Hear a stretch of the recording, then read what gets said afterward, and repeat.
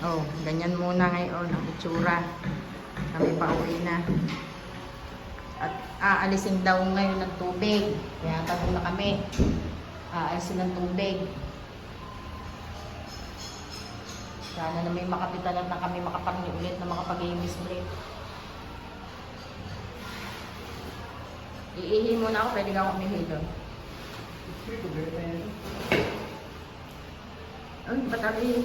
Batari hindi ko maisara na maayos, oh. Oh. Gayon.